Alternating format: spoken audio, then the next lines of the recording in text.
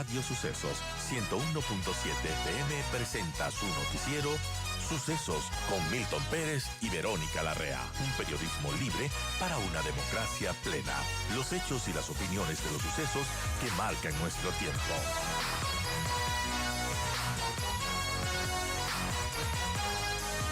Continuamos con la información y vamos a cambiar de tema para hablar de un tema económico porque el gobierno va a recibir 600 millones de dólares del FMI que ha dicho va a financiar servicios sociales de infraestructura, especialmente se fortalecerá el sistema eléctrico nacional. Esto lo mencionó la ministra de Economía, Saría Moya, este lunes durante una entrevista de Teleamazonas. Ella dijo que se espera que este importe del FMI que llegue esta semana, no precisó obviamente día exacto de cuándo va a llegar, pero va a ser muy pronto y que va a ser destinado para esto. El director ejecutivo del Fondo Monetario Internacional aprobó el viernes un desembolso inmediato para nuestro país y con 600 millones que va a recibir. Dicho monto forma parte de un crédito financiero de 4.000 millones de dólares que firmó este año el presidente Noboa con el multilateral y el valor se elevó en junio a 5.000 millones de dólares más. Esta decisión se da tras la conclusión exitosa de la segunda revisión del acuerdo vigente, así señaló el gobierno en un comunicado. Según el FMI, la administración de Noboa alcanzó satisfactoriamente las metas cuantitativas establecidas para diciembre del 2024 y abril de este año. El dinero también reforzará el crecimiento económico del país, situado en 3.4% durante el primer trimestre de este año, 6 décimas porcentuales por encima de la previsión inicial del Banco Central. Según la titular de la cartera de Estado, el crecimiento económico se debe al aumento del consumo de hogares y la inversión en bienes de capital del sector privado. Durante la entrevista, Moya también destacó que el gobierno apuesta por dos nuevas metas de crecimiento, un esquema tributario minero y la diversificación de la matriz energética, calificada como prioritaria para fomentar la producción eléctrica y la participación del sector privado. Bien, estamos con Osvaldo Landazo y analista económico. Vamos a conversar sobre, la economía de nuestro país, que siempre es interesante, y de este crecimiento que ha tenido la economía de nuestro país en esta, al menos en la primera mitad de este año, de este 2025, unas décimas por encima de las previsiones iniciales que tenía el Banco Central. ¿Cómo podemos ver el comportamiento de la economía en esta primera parte del 2025? Osvaldo, gracias por acompañarnos. Gracias por la invitación, siempre es un gusto estar en el espacio. A ver, creo que hay que poner en contexto algunos datos. Primero, este 3,4 que es el primer trimestre del año, para mí refleja sobre todo un rebote del año pasado en el cual decrecimos el 2%, sobre todo por el último trimestre, en donde vimos que teníamos apagones y mucha incertidumbre política y no nos olvidemos del tema de seguridad, que sigue siendo un asunto que en gran medida restringe o afecta el consumo, sobre todo de los hogares cuando se trata de salir, de entretenimiento, etcétera, en algunas ciudades del país. Entonces, para ser muy objetivos, lo que sucede es que se disminuye uno de las aristas del riesgo, que es el político, es decir, la gente siente algo más de certidumbre. Hemos pasado en campañas desde hace años, acordémonos desde la muerte cruzada, luego la elección de Noboa, luego consultas, y entonces, claro, todo esto es incertidumbre, y ahí también se ve que la percepción de riesgo país cae. Pero lo cierto es que esas cifras deben contrastarse con las siguientes. Primero, el Fondo Monetario, que acabo de mencionar, Vero. El Fondo Monetario acaba su informe, ayer me lo enviaron en la noche, diciendo que si bien se han llegado a obtener ciertas metas, hace falta un esfuerzo adicional de un 1,1% del Producto Interno Bruto, más o menos unos 1.700, 1.800 millones de dólares, que el gobierno está viendo cómo se obtendría como un esfuerzo adicional. ¿Qué significa esfuerzo adicional? O reduzco gastos o aumento ingresos. No hay otro camino, contabilidad de la más simple que a uno le enseñan. Entonces, esa es una de las aristas. Es decir, si bien le venden la pastilla del haber pasado la prueba, lo cierto es que hay unos grandes temas pendientes. Y la segunda información relevante es la necesidad de financiamiento que tiene el país este año. Si usted ve las necesidades de financiamiento, pues de acuerdo a qué tan al día quisiera ponerse, llega a necesitar 15.000 millones de dólares. 15.000 millones. Entonces, ahí sí, los 600 millones de dólares realmente es una gota en un mar de problemas. Entonces, creo que ahí se evidencia las dificultades y los desafíos que tiene el país como sociedad. ¿Por qué? Porque el Fondo Monetario, por ejemplo, le dice, además, tiene que seguir consolidando su economía, por ejemplo, con el tema de subsidios, que es un asunto bien delicado, el gasto tributario, Vero, es decir, lo que ellos le catalogan y los economistas le llaman las exenciones que tiene la economía. Por ejemplo, quiénes están sin pagar impuesto a la renta, por qué, qué empresas son, qué rubro tienen, qué sectores de la economía están siendo beneficiados con estas exenciones, no hay otra palabra. Entonces, eso dice el Fondo Monetario. Y cuando uno regresa a ver las necesidades de financiamiento, claro, el Fondo Monetario dice probablemente un camino sería la emisión de bonos, que Noboa también lo dijo este año, de 1.500 millones, pero el riesgo de 800 les llevaría a pagar una tasa de un 12%, de un 11,6%, y eso todavía es muy alto para un Claro. país, es inviable, no nos olvidemos de lo que he mencionado en varios casos.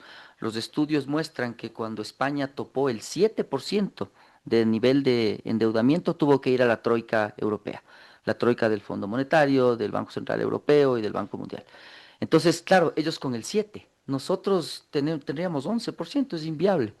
Entonces, otro asunto que es interesante, Claro. ¿cuánto gasta Novoa este año al principio? Aumentando el déficit 900 millones fundamentalmente en gasto en bonos, es decir, parte de la campaña electoral. Todo eso lo que llevan a pensar también es que probablemente el déficit esperado a final de año sea más alto de lo previsto. Pero lo cierto es que todo esto se deberá clarificar de alguna manera con el presupuesto general del Estado, que se debería entregar en agosto. No nos olvidemos que Claro. tiene 90 días el presidente para entregar el presupuesto para lo que resta el 2025, que estará ya juzgado en gran medida. Entonces se está hablando de reformas tributarias y yo no veo espacio para reformas tributarias en la Ahora, es clase que me media. imagino que exigirá una reforma tributaria. Están presionando por una reforma tributaria. Yo insisto que no veo, me iría más por el gasto tributario. Es decir, si quieren hacer reformas tributarias, perfecto, analicen a quién están exencionando los impuestos. Y entonces por ahí podrá ir. Yo no creo que la clase media otra vez acepte un garrotazo de decirle, a ver, el que gana $800 es una persona. ¿Se acuerda esa discusión que teníamos con Simón Cueva? Que decíamos quién es rico, quién es pobre, y él decía, bueno, el que gana $800 es una persona acomodada en el país, y total, el que gana 800 realmente la pasa duro en el Ecuador. Entonces, eso yo no veo espacio. Eliminar subsidios creo que es relevante, pero algo que la economía ha enseñado, Vero, es que todo esto se debería balancear con inversión, y el Fondo Monetario, como un buen banco, no topa esos temas. Entonces, yo insisto en que si el Ecuador no encuentra un camino para reactivar su inversión desde el lado privado o público o los dos, realmente va a ser complicado salir de esta situación. Ahora, ¿qué opciones tiene el gobierno y cómo debería destinar esta plata adicional que le va a prestar el FMI? Bueno, 15 días de salarios de la burocracia, esos son los 600 millones, o sea, va a entrar en un saco roto. Nos venden la pastilla de que esto va a cambiar o va a ser para cambiar la matriz energética. No, o sea, realmente los atrasos que mantienen son enormes. Entonces esa plata entrará, y probablemente entrará tal como pasaba en el gobierno de Moreno y que yo le observaba regularmente. Y entra un gran saco que no rinde cuentas, ¿no? Es decir, sirve para pagar sueldos, algo para atrasos, pero de ahí a que 600 millones hagan una diferencia, pues probablemente es muy poquito frente a los 15.000 millones que yo mencionaba. Réstele los atrasos, Vero, digamos que los mantiene, es decir, se mantienen en los 4.500 millones, que es un montón de plata, entre paréntesis. Me sigo atrasando. Usted necesita 9.000 millones de financiamiento, 10.000.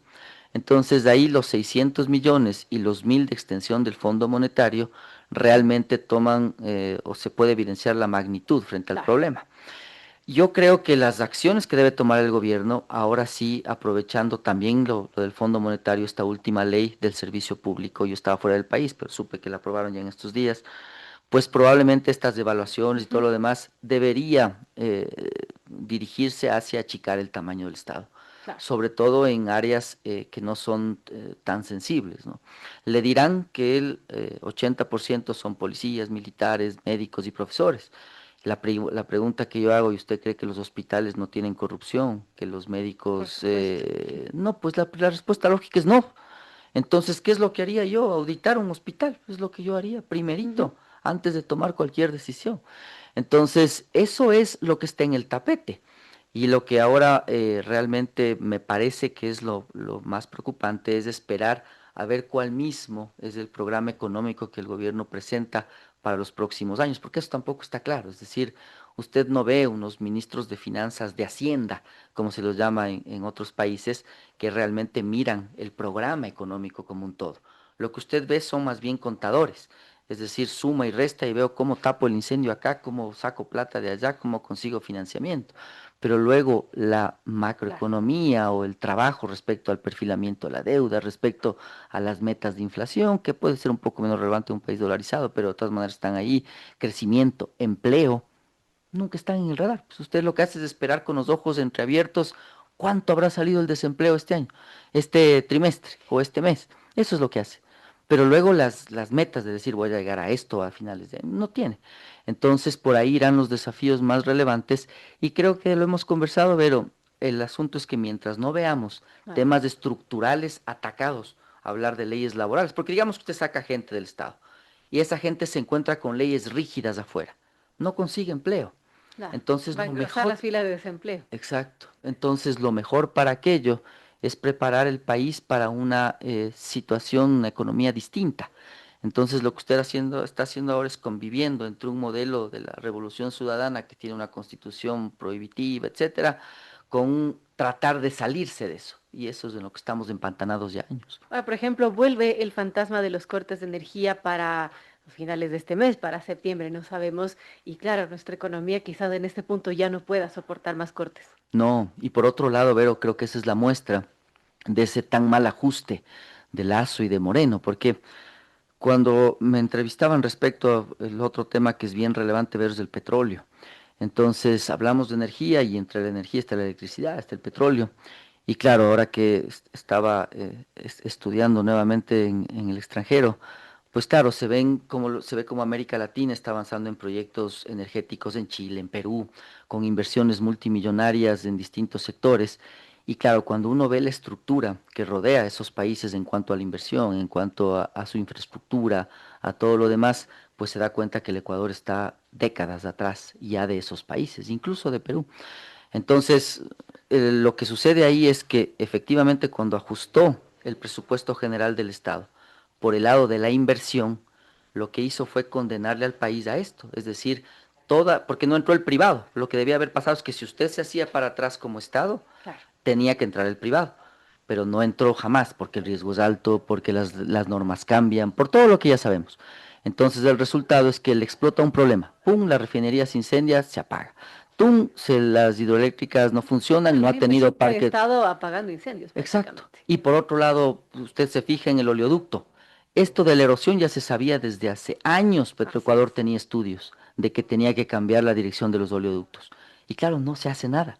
Entonces ahí usted se da cuenta que es un conjunto que además envuelve perfiles y envuelve instituciones. Entonces, ahora creo que la población entiende el por qué yo criticaba el ajuste que estaban haciendo los gobiernos de Lazo, de Moreno, diciendo me tiro abajo la inversión y presento lo mejor que puedo el déficit. No era relevante, pues, si usted iba a condenarle al país a un problema mayor. Entonces, este año el presidente Noboa tiene un desafío enorme porque no va a tener parte de los impuestos que tuvo el año pasado. Así es. Por ejemplo, esas cuotas extraordinarias de los bancos, de las cooperativas, impuestos que fueron de alrededor de 900 millones. Adelantamos impuestos muchos contribuyentes y eso ya no hay este año. Entonces, ahora creo que se va a dibujar una realidad más compleja para el gobierno una vez que salió de la elección y que enfrenta el verdadero panorama económico que tiene el país. Y eso es lo delicado. La buena noticia, tal vez para matizar esto, los bancos demuestran mejores depósitos, es decir, la gente confía en la banca, eso ha hecho que las tasas permanezcan relativamente estables.